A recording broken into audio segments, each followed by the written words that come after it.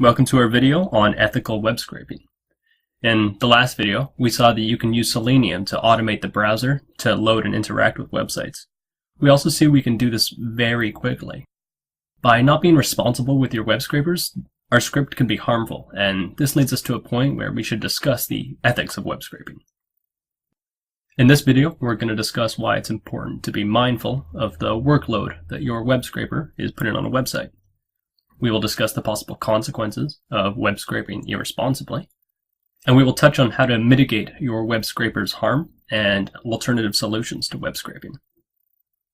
It's important to remember that people run these websites in good faith. First of all, it can cost them time and money to collect the data that you're web scraping, and if you're scraping non-public information for redistribution, you may be liable to copyright infringement claims. On a more technical side, recall that it costs money to host a website and to run servers to respond to HTTP requests.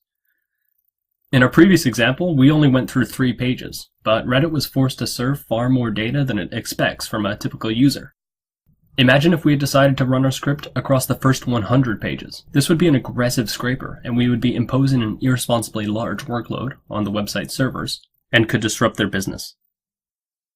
Furthermore, many websites use ad revenue to pay for their services, and if you're using an aggressive web scraper that ignores all the ads, this is the internet equivalent of walking into a cafe without buying anything, and taking all the free napkins and all the free condiments. First and foremost, this is unkind. That should be the end of the story. But beyond that, just like a cafe is likely to throw you out and ban you from the restaurant, a website is likely to take action against you. Web scraping is against the terms and conditions of certain websites, and if you're found to be scraping aggressively, a website can easily detect this, and you are likely to find yourself blocked.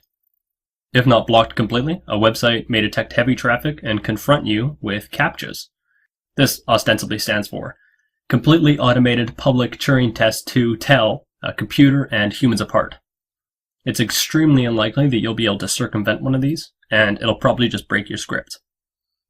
The simplest way to avoid scraping aggressively is to introduce delays into your script. Sure, your script will take longer to run, but if you run it at night, you won't notice any difference, and your script won't be hogging the throughput of a website. Moreover, you won't find yourself blocked and your scraper broken.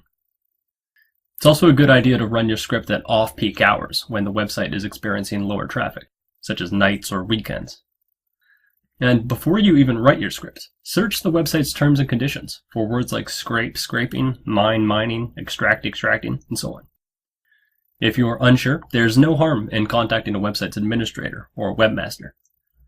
They might even be able to provide you with the data you're trying to extract. Or they might inform you of another solution that's less likely to put stress on the website. For instance, using an API, an application program interface. APIs are a very wise alternative to web scraping where possible. These are mechanisms by which a website will allow you to make queries for data directly to the server, bypassing the middleman of needing to use a browser and traverse the HTML. We will examine APIs in the volume Fetching with URL lib2. The law revolving around web scraping is complicated, and it varies country by country, and is challenging to enforce. So the best advice that I can offer you is to be considerate, and to imagine you were the one running the website, and finally just use common sense. In this section, we covered when and why web scraping is a practical and powerful tool. We then looked at how websites are built and how data on them is structured into HTML. Then we learned how to use CSS selectors to identify and gather specific data on a website, and how to develop the selectors with the developer tools. We then introduced the Selenium module, and we used Python to control a WebDriver to gather data from a website. We're going to revisit Selenium in more detail in the course Advanced Python Web Scraping.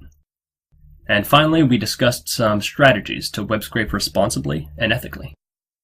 Now that we have a handle on web scraping using a browser, we're going to shift gears and focus on doing this all in Python with the BeautifulSoup module. In the next section, parsing with BeautifulSoup.